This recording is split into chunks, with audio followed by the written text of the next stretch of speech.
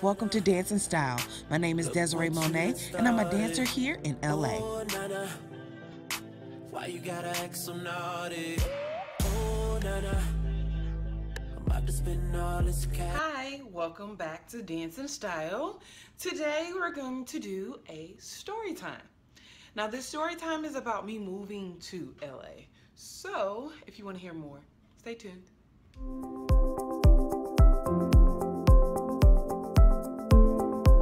Okay, so I'm currently from St. Louis, Missouri, and I drive a Volkswagen Beetle. I wanted the car, I loved the car. It was not the best choice for me to move to LA. It's a little car and it's great on gas, it's great on getting parking spots, but moving to LA, like the actual part of moving, not a good idea. So my last day working at this university I used to work for, I was a receptionist, was August the 4th of 2012, sorry. So my last day was August 4th of 2012. I packed up my car, got rid of the rest of the stuff that I had. I actually moved in with a friend of mine to kind of consolidate but still live in St. Louis, and just to make sure that I was kind of whittling down the things that I really need, because I'm a little bit of a hoarder, but I had a whole apartment, you know, of stuff. Okay, I've been living on my own since about 20. Lived on campus, so I wasn't like living off my mama or anything like that. I lived on campus. So I had my apartment since about 2021. So I had stuff, and then I had to go from all this stuff to stuff to get started when I moved to LA. So I moved with my friend Danielle. I moved into a extra room she had in her apartment. I lived there about 6 months. After that was August 4th, 2012, and I packed up my car, my little bitty car, and there was stuff on the ceiling, and the trunk, in the back seat, in the passenger seat, but I wasn't driving by myself, so I was like, this stuff has to fit back here. By the way, everything from like my damn near my ears back, stuff, just shit. I don't even know what I had. It was just a bunch of shit. Anyway, so I drove to Kansas City to pick up my boyfriend. He was gonna he did the drive with me. So I spent about 2 days there. So this was like a Tuesday, and I packed up and left on like a Thursday. Drove to Kansas City. That took about 4 hours, 4.5, because I had to drive a little slower because I had all the stuff in the car. So once I got to Kansas City, I took it to Jiffy Lube. They checked the brakes, they checked the oil. I got a full oil change. They checked the tire pressure. I had already gotten my AC charged up so it would work on the drive there. I made sure all my tires were new. My tires were about maybe a year or so old. I got a whole new set the year prior. Like, I had been preparing for this move and this day for maybe like 2 years prior to me actually moving. So got the car checked out and everything. So we got on the road. Mind you, we drove the southern route because I was not putting chains on my tires for Colorado. Even though it's gonna be August, I just wasn't trying to do that drive the northern route through the Rockies. I mean, we had to go through the Rockies, but I did not want to drive and see the cliff drop-offs and all that kind of stuff. I didn't want to see that. I didn't want to do that. I wasn't prepared. It was already enough that I was just leaving my life and driving 1,500 miles. Anyway, so we left on the 8th of August. We left on the 8th of August, and we drove about 6 hours to the first stop. So we drove through all of Kansas. So Kansas City sits on the left side of Missouri. So Missouri's here, and then Kansas is here, and then Kansas City's like right here. So we had to drive through Kansas City, and Kansas City is just flat. There's nothing to see. There's nothing. So we just drove. That was the longest drive of my life through Kansas City. It was just too long. Anyway, so we drove through Kansas City. Everything was fine. You know, we had our music going. I drove the first set. Probably like 10 hours, 10, 12 hours. And then we cut down into like the upper square part of Texas. So we cut through that part. And that's actually when we stopped. We stopped like at the head of it. Mind you, I'm just using my phone as GPS. Like, we don't have like a little navigation system. We're just using my phone. I don't recommend that. Just don't do it. We drove through this like 2-road town, and we were in Texas. And it was about like 6 o'clock. We started out like 8, 9, you know, got food and stuff like that. So by this time, and I remember being nervous because we had to stop and get gas. And like, the people there, they weren't this color. They were maybe a couple shades lighter, but they weren't my color or darker. So they were looking at us like,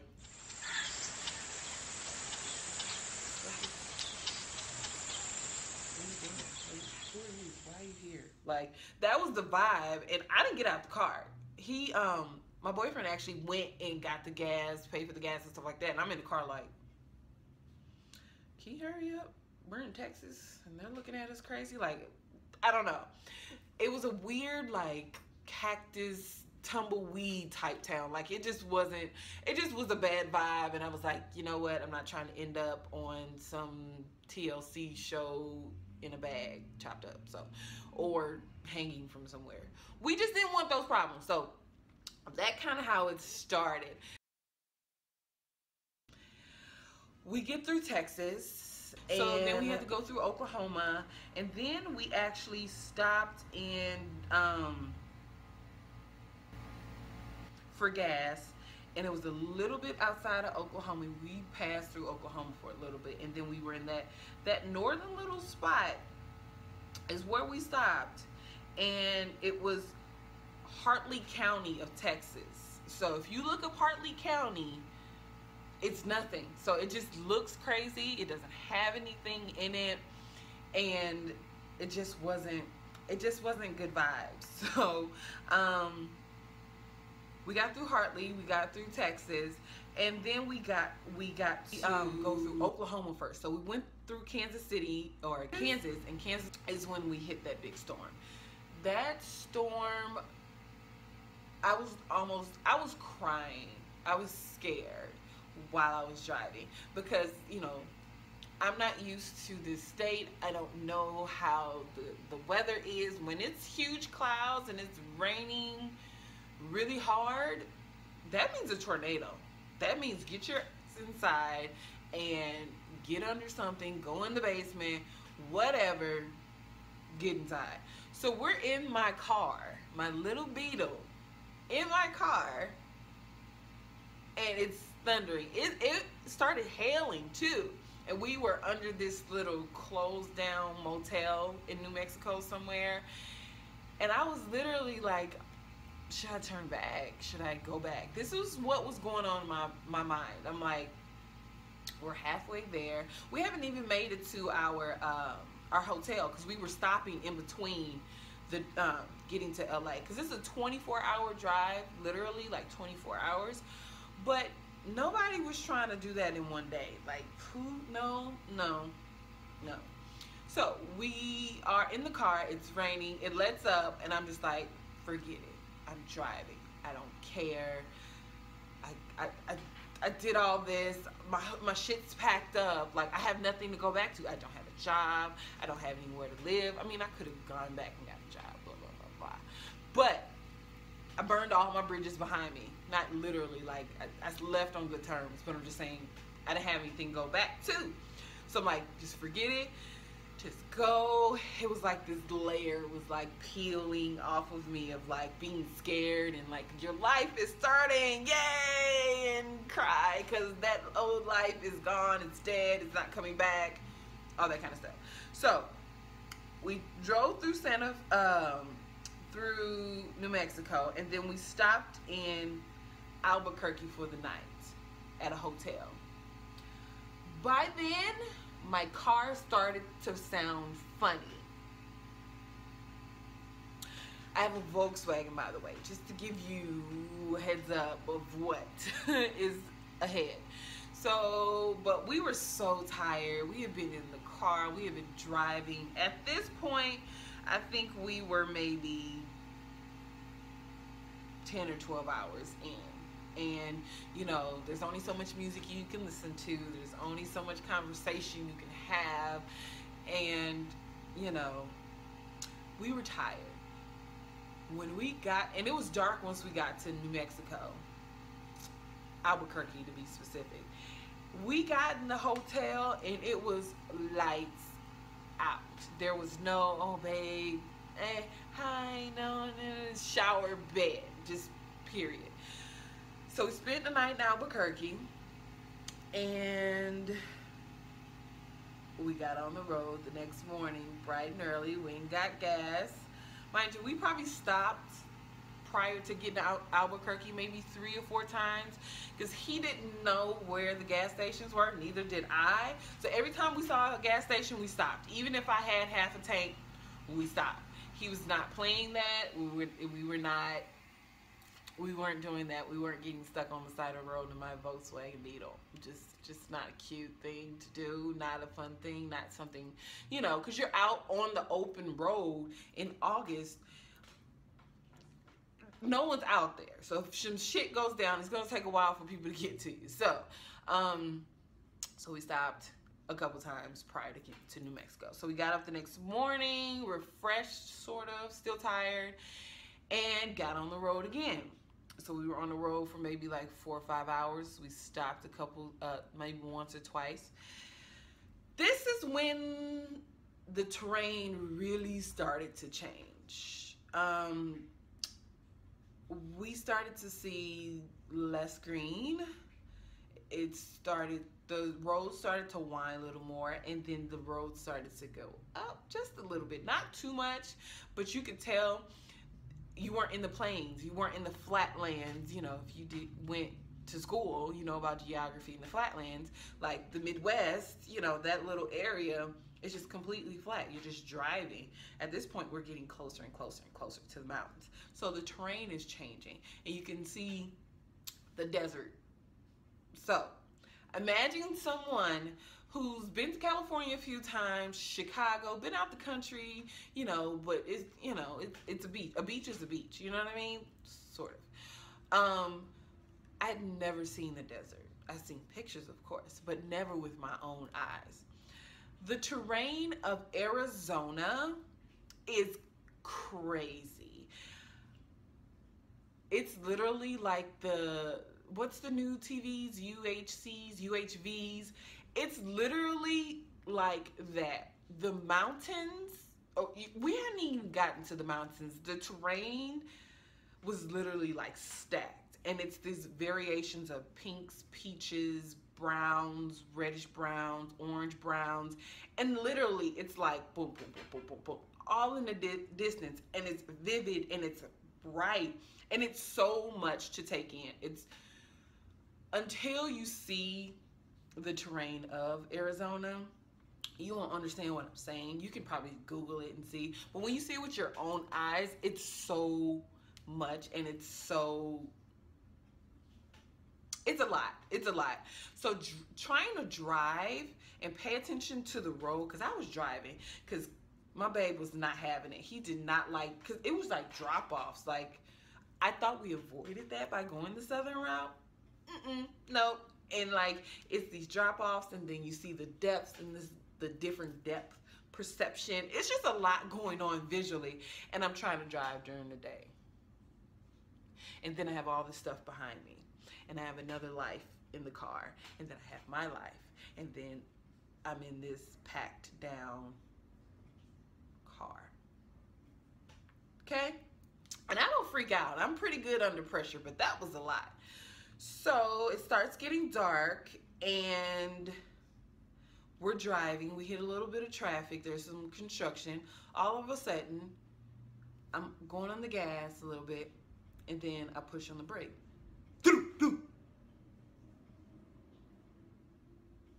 We're in the middle of nowhere, honey. We're close to Flagstaff, but we're not at Flagstaff. My brakes broke. Broke. The rear left one, driver's side, broke. Literally broke. When I got to LA, we got to LA, I'm here. You see me, I'm here. I had a guy work on my car. As a friend referred me. He said, he showed me, because we've been driving around once we got there, but he showed me my brake was only hanging on by the wires. Like the actual clamp that holds it and like stops your car was like this. I didn't have brakes from Flagstaff, Arizona to North Hollywood, specifically Burbank, California. I didn't have brakes. No brakes. Okay, so let's rewind a little bit. So I didn't have brakes in Flagstaff. So at this point, my car's packed. I have another human being to take care of. By this time, he started driving because that was too much for me. I couldn't do it after that point. But we got to Flagstaff. I called my mom. I told her we'd made it because I had been talking to her, you know, throughout, her and my sister. And I told her what happened, but all my money was wrapped up in the trip, not to get my car fixed or get anything done. And brakes is pretty expensive. And then to be in a Volkswagen and then being out in the middle of nowhere, like, do you see that comma that just popped up? Like, it's just a little comma there from that number in the front, and then there's a couple numbers after that comma. Like, that's what I saw. So I was like, do I get it towed to some place and get it, or are we just gonna be like YOLO and fuck this shit, we gonna get there? I mean, because we were more than halfway there. Flagstaff is in the middle of Arizona, the middle, and it's literally 400 or 500, no, maybe 600 miles from the border of California. Okay, so my mind is saying, girl, you're not stopping. We're not stopping. What do you mean? So we decided as a joint team, my boyfriend and I, we're gonna do this. We're gonna do this. But he was gonna drive. I was so close to crying, but I didn't want to cry because I didn't want to freak him out. I mean, he see me cry. Of course, he's my boyfriend. But I didn't want to make the situation worse and freak him out. So, because he was already freaking out. Like, just don't get it twisted. He's older than me, but he was still freaking out. And I was just like, I gotta keep it together because he's stressed and I'm stressed. Mind you, my brakes went out. It was probably about 4 o'clock, okay? So the sun is gonna go down eventually. Okay, we're okay during the day, whatever. You know, you pull off on the side of the road, something really go wrong. You can see where you're going. So it started getting dark. And we're getting closer and closer to California. However, we're not going over 40 miles an hour on the highway. So what was really an 8-hour drive turned into 16 hours.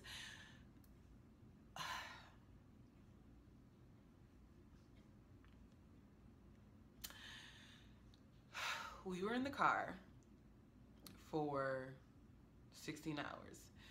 And of that 16 hours, 4 of the last part were tense because we had to drive through the desert. And the desert in that route, when you go that route, because we went the most southern route, it's windy. The roads are windy like this. And they had signs and information. I don't know how I read this. I just remember seeing a sign or seeing something like, if anything happens, there's no cell signal, like really good cell signal to be able to like really get help immediately. Like you would have to wait until the next morning for them to come and help you. Like, oops, they wouldn't be able to come and get you during the night. So something happened, they weren't gonna be able to come get you. And this is the desert, so it's coyotes. There are things out there. So we're whining. So I'm on my phone little phone, little Android phone. I didn't have my iPhone yet. I had an Android. So my little Android Samsung joint in my hand, and we're going 40 miles an hour with the flashes on, with the back packed up, the trunk packed up, car way down with the thing on the top. And I'm like, okay, we're starting to turn. So literally, I'm looking at the GPS, and the GPS is like this. And I'm like, okay, turn, turn, turn, turn, turn, turn. Okay, we're going to the right. Like, literally, if I didn't have that GPS, I don't know if we would have made it. Like, I don't know. If I wasn't sitting there hell-bent on telling him to go to, we're preparing him for the next curves, we wouldn't have made it. We would not have made it.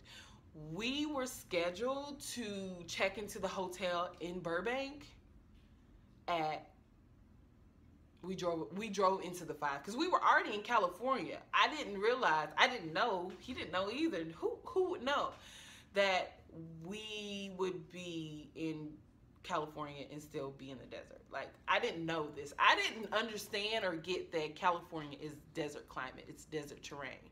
They just brought all this shit in here. The palm trees are not native to Los Angeles. Just know that, guys. That's not native to Los Angeles. But anyway, so we got to LA on a whim and a dream. We actually got to the hotel probably like 4 or 5 in the morning, when we probably should have got to the hotel at like 5 or 6 o'clock the day prior. So that tells you, so we spent an extra 8 hours on the road. He's tense with his hands on the wheels like this, and I'm trying to keep it together so he could keep it together. And then at 10 o'clock, because we had to get back up and check out, because I was moving into the room I was renting. That's a whole nother story. I'm gonna save that for my next video about renting rooms in LA. And I'm moving 8 times since I've been here in the last 3 years. I've moved eight times. So yeah, so we got here. We slept for maybe 4 or 5 hours after driving an extra 8, after being tense for about 8 hours. Like, oh my God, that tense for about 8 hours, sleeping for about 4, and then I had to move. Unpack my car into the room I was renting. He stayed with me for a couple of days and then left, of course, because he had to go back home. Like, he has a life too. So, that's my story on driving to LA, aka moving to LA. Make sure your car is in tip-top shape. If you can afford it, ship everything and fly. Just a word of, just, my car, I got it checked out. It was good before I left. Don't get Volkswagen. All right, so anyway, go ahead, like, comment, subscribe, all that jazz. Go ahead. If you want to see more of me, do that. Tell your friends, tell your aunties, tell your cousins, tell everybody about this video, so I will do more. So, all right, I'm out of here. I'm finna go eat and talk to my boyfriend. So I'll see you in my next video. Bye, guys. Oh, na na na, oh, na na na na na na na. Everybody say it like, oh, na na na, oh, na na na na na na na.